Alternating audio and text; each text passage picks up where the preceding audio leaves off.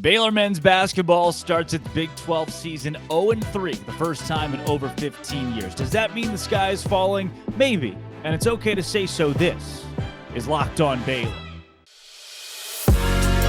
You are Locked On Baylor, your daily podcast on the Baylor Bears, part of the Locked On Podcast Network, your team every day. Happy Monday, TCU National Championship Day. I'm Drake Toll from Sports Illustrated's Inside the Bears. Welcome to Locked On Baylor. Thank you for making Locked On Baylor your first listen every single day. This could be a better day in sports as Baylor got beat again in basketball this weekend. TCU plays Georgia and then a college football playoff national championship. None of that makes me very happy. But we'll power through and call out some glaring things with Baylor basketball as well, because I'm going to first come out and say that after Baylor lost to Iowa State really bad on the road, it's like, okay, Baylor lost their first Big 12 game. Nobody freak out yet. It's okay. This is going to happen at some point. Baylor's going to lose a game. The sky's not falling. Baylor loses at home to TCU. Oh, that one stung, especially because you felt like you had the game late. You're right there. You're going to win it. Keontae George played so well. It's like, how do you squander this kind of performance from your offense? Your defense just really sucked. So that loss didn't feel good. Like, okay, the sky's not falling yet. Like 0-2 in conference play is not good, but there's still that third game. It's at home against Kansas State. Kansas State was picked at the very bottom of the conference. Jerome Tang, the head coach, is really good, but Baylor still got a shot to win. It's kind of a must win because starting 0-3 would be a historically bad start for Scott Drew. Baylor, leading late, loses the game in overtime to Kansas State. So I do think that it is okay at this point in time. Like the panic button's right there. Baylor, preseason top 5, preseason number 1 in the Big 12, has inevitably dropped out of the top 25. It's okay to kind of press the panic button. We didn't do it in football early enough where there were complete signs that the football team was not very good, if you will, and we didn't press the panic button. I mean, I held off for a while, like, okay, maybe this team can rally together. They went 6-3 and they got a shot at a Big 12 title, and then they were just not very good. I don't want that to happen for the basketball team, but I'm starting to reset my expectations. Unlike in football, where I never reset my top 10 aspirations, here in basketball, I'm going to slow my roll. I'm going to slow my roll and say, look, maybe this team just has too many holes to be a Final Four team, an Elite 8 team, or a team that we could expect to make a run at a national championship, and that's okay. That's all right. I will readjust my expectations. I will not expect to win a national title this year in basketball, and I'm going to be okay with that. Because now 0-3 in Big 12 play is the worst start that Baylor's had in over 15 years in Big 12 play. Since I think it was the 05-06 year where Baylor only played conference games because of the Dave Bliss scandal. And obviously things are way, way, way better now than they were then. But even the fact that we have to go back that far to the name Dave Bliss even being in remote consideration at Baylor basketball, despite Scott Drew being the head coach at the time, going back that far to find the last time Baylor was 0-3 in conference play is a little discouraging, just a little discouraging. And it makes me feel like, hey, the panic button's right there. The sky is falling right now. Yeah. You know, I want to temper. I want to be not an optimist, but a realist. But there's not sunshine and daisies here. The worst in 15 years is something that you can finally, like, as Baylor fans, Baylor is good enough as a program, especially in basketball, that your expectations, when not met, you can feel disappointed. Still support the team, of course. Go to the games, cheer them on. Maybe they'll turn it around. They can turn this around. They can go 12-6 in Big 12 play. That'd be awesome. But it's okay to be like, all right, yeah, it might be one of those years. It might be one of those years. How much does Jerome Tang play into that? There is a legitimate question there. People were going across social media, and it makes sense. I'll reason with those who were like, all right, pregame, before Baylor wins or loses, if Baylor loses to Kansas State, it doesn't mean that Jerome Tang was the key to all great success and that he is the guy. I agree. I don't want to overreact, although some of my tweets, you got me, they were for clicks or clickbaity or, whatever. Surprise. What do you expect out of me? Yes, I agree. This is not completely squarely on the back of Jerome Tang leaving Baylor for why Baylor lost this game or why Baylor is struggling as bad as they have struggled under Scott Drew in conference play to start. I don't think it's squarely on Tang for sure. I do think that it's a big part of it, though. You would be ignorant. I will say that. Ignorant is just the lack of understanding or knowledge to say that Tang's departure doesn't negatively affect the team. I think that's objective. Jerome Tang leaving the program negatively affects Baylor. Do you want proof of this? He now has what is a top 15, top 10 caliber team. Jerome Tang has been at Kansas State for less than a year, by the way. He was hired in 2022, but less than a year. He is now 3-0 in Big 12 play. One of the best starts in the last, I think it's the best start in the last 10 years for Kansas State in conference play. He also has a squad that could very easily, like they have Sweet 16 aspirations, if not more. He's been there for less than a year, by the way. And since he left, Baylor is 0-3 in Big 12 play and now out of the top 25. Again, this is not squarely on Jerome Tang, but I think you'd be ignorant to say that Baylor's lack of relative success in comparison to a Kansas State team that's playing really well has nothing to do with Jerome Tang. You can't make that statement. You have to realize at some point that yes, losing Jerome Tang, just as losing Joey McGuire, is not great. It's not fun. It doesn't help you. And an example of this, as I was thinking about it, you work in an office, we'll say. If you don't, then picture you work in an office. You have a manager and you have an assistant manager, an assistant to the manager, whatever.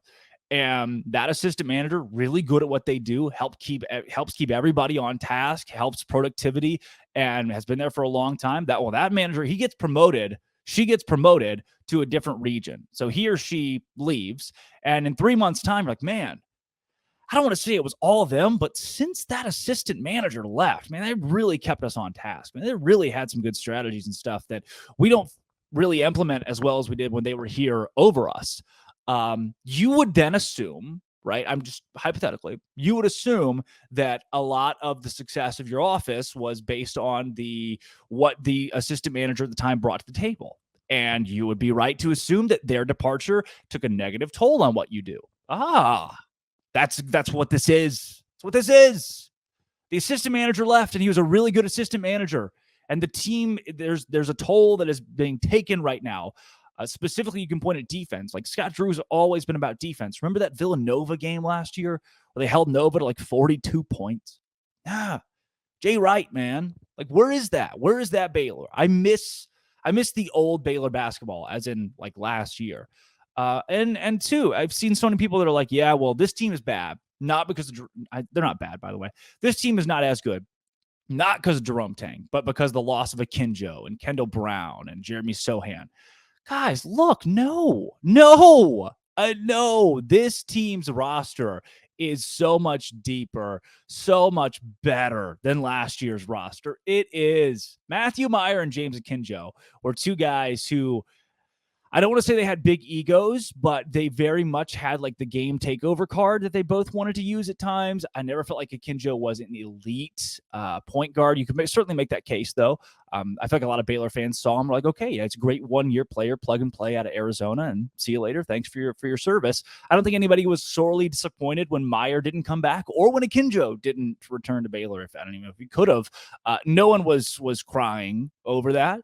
And Kendall Brown, by the end of the year, had almost regressed, so much so that in that game against UNC that went to overtime, Baylor didn't play him very much at all because he became such a liability in that game. And then this year's roster has maybe the best freshman or one of the best players in America in Keontae George, who's a top 10 NBA draft pick. You have brought in Caleb Lohner, who I thought's played really well. Jalen Bridges has finally caught on a little bit more so. LJ Cryer and Adam Flagler, who are both on the national championship team, are back. Flo Thamba was a starter for the national championship team. Like Dale Bonner, is played last year is good. I mean, no, there's not a, oh yeah, this team's just young. Nope, that's not true. Oh, this team's just fresh or new. No, not really. Actually, it would be wrong to say that. There is something to point to, and I think it's not out of the realm of question to say, hey, I wonder what Jerome Tang leaving truly did to this program and if it set the program back. I think it's a reasonable question. You know what else is reasonable, though? Going to LinkedIn. LinkedIn Talent Solutions is like the apex. It's the number one place. It's the place to find somebody to work at your job. I'm going to check my email right now because I've applied for like 15 jobs on LinkedIn. I've got to have like a full-time job after graduation. I'll still work at Locked On. I'll still work at Sports Illustrated for Inside the Bears, but I also need something that I can, make more than a couple of dollars and have fun doing. So if you know of any of those, let me know because I'm checking my email right now. Look at all these, like applied. Sports reporter role, 3 new jobs. LinkedIn, it's got all that stuff, man.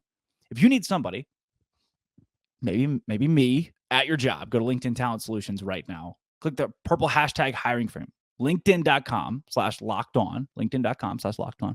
Purple hashtag hiring frame. Set up all your jazz right there. You can find the people that are best for you, that'll work for you, that'll be for you, that'll join your team. Small businesses rated number 1. So right now, LinkedIn.com/locked-on Baylor or locked on. LinkedIn.com/locked-on. Keep in mind, terms and conditions do apply. All right. One thing that's not good in basketball, we'll hear from Scott Drew here in a bit too, by the way. The 3rd straight loss for his team in conference play, which, again, not good. I'm not really sure if any of us saw it coming, but it's okay, again, to be worried about this team after a historically bad start in conference play. 97-95, the final. They were down by as many as 8 in the second half. That's not great, but they marched their way back. That Jalen Bridges 3 was huge. Jalen Bridges 3 that brought Baylor right back within striking distance. And you thought, like, all right, this is where the point where Baylor's going to win the game. They're down by 8. They can win the game. Instead, you go to OT. You get into overtime. It's like, all right, here we go. Baylor can win the game here. And it's, Kansas State did not make a field goal till like a minute and 16 seconds left in overtime. They'd only shot a couple of free throws, and that was about it. Baylor's offense, which has been so good all game long, just kind of stopped there for a second in OT, just enough for Kansas State to hang around. And actually, both teams didn't make a field goal till the 2:09 mark when Adam Flagler hit a jumper, putting Baylor up by 3. Noel comes in. Marquise Noel makes 3 free throws. And then puts Kansas State within, actually ties the ball game. Flo Thamba hits 2 free throws. It was just free throw. Then Noel, again, with the jumper. That put it at 93-93. Flagler, jumper, good. 95-93. Baylor's going to win the game. And the Masood, 3-pointer, good for Kansas State, 96-95. That's with 30 seconds to go. It's all right. Baylor's still got a shot here to do something. They can make a comeback in some capacity. They're not down, but they're only down by 1. What are they going to do? How about, and this is crazy. I don't know why it was drawn up this way. Let's turn the ball over. Do you ever watch a Baylor game and it gets to the end of the game and you think, man, I'm so glad Baylor has an inbounds play because Scott Drew is going to do the thing where he lines the guys up and they all run out of the baseline and it's going to be cool and everything. Those plays are great. Scott Drew's got some great inbounds plays. And then Baylor gets in the half court and you go, what are we doing? Why are we dribbling? What's the clock's running down? Can we do something that's not run Adam Flagler into the corner where he's trapped and just throws the ball out of bounds? Please. I know it's a lot to ask. I know it is. Please. Even give me that play they ran with Keontae George against TCU. They still lost the game because of that great block, but I liked that. But nope. No, that was not to be in this one. Why? What is happening with this team? Defense is not very good. Someone posted on Twitter, and I thought it was an astute observation about this squad. Maybe, just maybe, as good as he is offensively, LJ Cryer is a liability on defense. And I think there are analysts better than I that have said the exact same thing. And maybe LJ Cryer is just not very good at defense right now. Flo Thamba on defense. All right. It's troubling that anytime you look at an opposing team's points in the paint, that pretty much means how many points were scored against Flo Thamba because he's kind of the only guy that Baylor has in the paint, aside from Josh Oceanwuna. As big as Jalen Bridges is, he plays outside a lot. And then Josh O. I like Josh Ojibuna. He needs some time. I think he is better than Flo Thamba. I don't know if he's better currently, but he's got a higher ceiling at least. More athletic than Flo Thamba. Guy can jump out of the gym. You see some crazy dunks and stuff, and I really like what he brings to the table. But he's young. He is kind of lanky and uncoordinated a little bit. He's got a lot of room to grow into himself. Flo Thamba, you've had 5 years to grow into yourself, man. Like I don't know what you did on April 5th of 2021. I don't know what you did to play in the national championship that way. But preseason, we were talking about Flo Thamba being a guy who could put up double-digit boards. And I don't think Flo Thamba necessarily had a bad game either. He had 14 points and 7 boards. I think your board numbers could be up there a little bit. But his defense, it's not great. It's not great right now. LJ Cryer's defense, not great right now. The team's defense is not great right now. For a Scott Drew coach team, that is all that's never the case. Like they're supposed to play defense. It's the Big 12. The Big 12 is about defense. Kansas State, Jerome Tang, they want to run up the score. They scored 100 points against Texas, even in overtime. They had 86 going into overtime in this game against Baylor. This is a really potent offense against a not very good Baylor defense. That doesn't happen under Scott Drew. Can we please press the red button of death? The red button of death used to be my favorite thing. Every Baylor basketball game, there was that 4-minute stretch where Baylor would outscore you 17-3. It's like, how did this happen? What just happened? Baylor went on an absolute tear. You're not seeing that. I don't know if Jerome Tang took the red button of death with him or how that works, but you haven't gotten it. And I've got...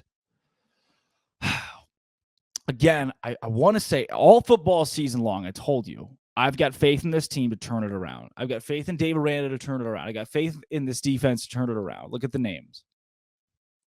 How much faith should how much faith should I keep in this? How much stock should I keep in this basketball team before you finally start to say, all right, maybe this basketball team is not the elite squad that we're used to seeing in the last couple of years for Baylor. Maybe they aren't. They're not a 1 seed. They're not a Big 12 champion in the regular season. They're not a Big 12 champion, I hope, in the Big 12 tournament because I hate the Big 12 tournament.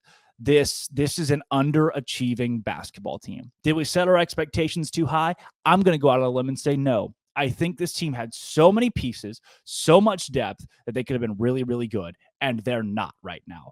Let's be honest with ourselves. They're not right now. That's not an overreaction. That's the truth. This basketball team today, on January 9th, the year of our TCU in the national championship, Baylor men's basketball is just not where it's supposed to be. And that's okay to admit. Do I have an answer? No, I'm not a coach. Did I play basketball? Yeah, in junior high. So, who's this guy with a microphone to say Baylor's not good? They're not.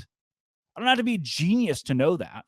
I don't have to go play the game in the NBA to know that. I can look at the team and tell you this basketball team is 0-3 in Big 12 play for the first time in over 15 years. That's not good. That's not. The team has so many pieces, too. The defense is not very good. The offense is great. Put up a lot of points. But if you can't stop somebody else, if you can't stop the fast break, if you can't, Baylor in this game, I think Baylor led in fast break points, if I remember correctly. Baylor led in fast break points. I'll pull it up right now. Yeah, Baylor shot 45%, which is not good. Baylor led fast break points. They also got to the free throw line 38 times. They led the rebounding 36-31. Second chance points 16-9. Points in the paint, they only trailed by 6.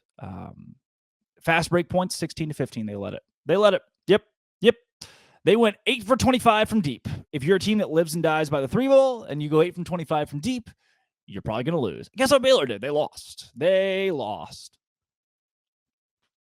Who in the beginning of the year was like, yeah, no, we can live and die by the 3. We're not very good at shooting 3s, but we can live and die by it. This team's supposed to be good at shooting 3s, but where is it? I'm not seeing it. Oh, that's it. I was going to be positive today, and I guess I wasn't. You know what is positive, though? Bet online. Go right now and bet. Bet on Georgia to win by 1 million. Bet on Georgia to win. Right, by me saying that, by virtue of me saying that TCU is going to win the game now. Go to betonline.net. betonline.net, and it's where the game starts. You go there and you're like, holy crap, man. All this bet online stuff's insane. I can go on my mobile device and do it. I can bet on hockey, tennis, NBA basketball, college basketball, all that. Super Monday. That's still think Big Monday, Super Tuesday, Big Monday today in college basketball. There's some games going on. Go bet on those. Go watch TCU game, root against TCU, root for Georgia, whatever you want to do. I don't care. All of that. Do it at betonline.net. That is where the game starts. The game can't start till you go there. Actually, don't go to betonline.net. And maybe the TCU championship will never start. And that'll be great for us. Actually, go to betonline.net. I want to watch that game. Scott Drew, another loss, 0-3, historic. What do we do with this? We are getting better. Focusing on the details. Last game, one possession. This game, one possession. So, there's strides that we're taking, but, at the end of the day, we always want to be better. And, we want to win.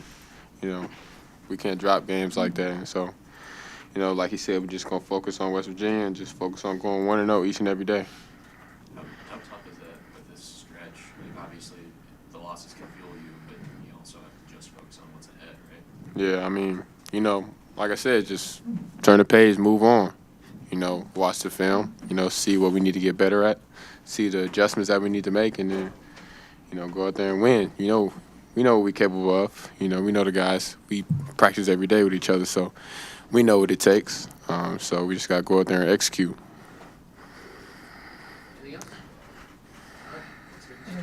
Appreciate y'all. Well, if we're going to losing to Coach Tang is someone I would want to lose to. He's done a remarkable job in a short period of time, and love him like a brother. As far as our team goes, I thought our effort was better. Our defense in transition was better. Our 21-12 assist-to-turnover ratio was better. Our rebounding was better. At the end of the day, execution down the stretch, we shouldn't have given up the three. And if players don't execute it, it's on me. So I got to do a better job with that. But we did not want to give up a three. And then the last one, ball out of bounds. We got to execute that better as well. So we'll keep working on our game-ending execution.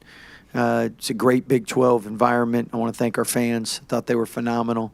I want to apologize to them for 2 heartbreaking losses. I know it's not easy, but we'll get better, and we'll find a way to get better. It had to be difficult, even if you don't back, just the whole setting. One of you guys are going to lose. Yeah, I tried to explain that before the game because if we'd have won, I'd obviously enjoyed that more than us losing. But I know it's still tough on the other person, and that's why you don't want to play family. And it's tough when they're in conference. I remember my brother was looking at a job in conference once, and thank God he didn't go there. What would you say most impresses you about Kansas State this season? I think Coach Tang's done a great job with their chemistry, their grit, their toughness. They play a fun style. Noel is an unbelievable player. I mean, through 3 games averaging what he's averaging. And I tell you, it's a big advantage when you have 6-year guys compared to freshmen. I tell our freshmen, 19-year-olds, are there a 13-year-old out there that's going to beat you? That's how, I mean, you have to really compete against older people like that. And but I really have seen tons of maturity in his game, and I credit Coach Tang and the staff for that, and credit him. Keontae Johnson, someone that when he scored 20 on us at Florida, we knew how good he was. So you don't get SEC preseason player of the year accolades if you're not special. So those 2 guys are not only really good players, but I think they're really good culture and team guys. Arguably the most improved player in the conference right now? There's not many people averaging 30 and 10. Scott, obviously, you have come close to winning. I mean, what do you feel like it's going to take to just kind of get over that hump? Well, the mental mistakes down the stretch. We gotta get better shots in the overtime, better attention to detail. So I would say the execution and attention to detail. Coach Tang embraced either before or after the game. What kind of things did you guys talk about? How hard was it for you guys to be across each other on the sideline like Well, once you start the game, you're not paying attention. You're locked in on your team, and but I mean, we coached against each other in practice for 19 years, so we pretty much knew what each other was doing. Coach, you have a really talented team. Does this start for you to kind of show the fine line in this conference between success and failure? Yeah, I think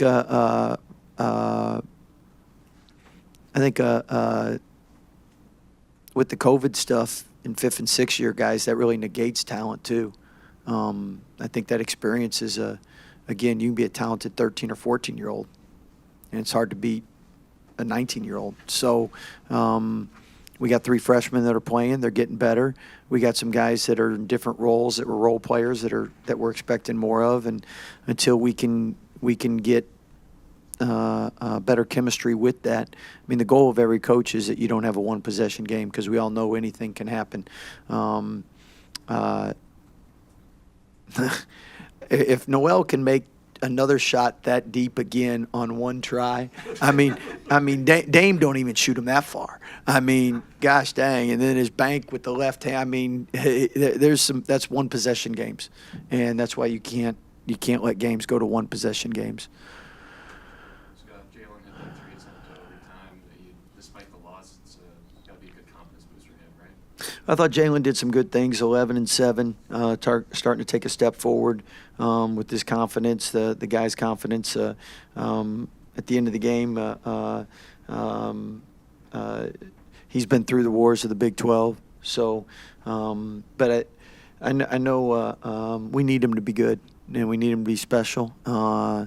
And I really like this group. I mean, losing's really hard, and but they're really good representatives of Baylor University besides the wins and losses right now. So we got to get better, and we'll find a way to do that. And we'll thank the crowd for being there and supporting us. And don't forget about us or leave us just yet. On the second to last possession where you guys turned it over in front of your bench, were you trying to switch to get Masood matched up where you could drive to the rim and get a look there? Yes, I mean, because we kept playing out of that. But whenever you have 2 on you, you want to get rid of the ball. Marquise found Masood. We didn't find Jalen Bridges, and credit them for making that and us not execute. That was Scott Drew coming off of another loss in Big 12 play. This has been Drake Tull of Sports Illustrated's Inside the Bears. Thank you for making Locked On Baylor your first listen every single day. Come back tomorrow. We'll talk about TCU's demise and how they lost by $1 billion to Georgia. One can only hope. This has been, always will be, Locked On. Thanks again for making it your first listen every single day. Baylor.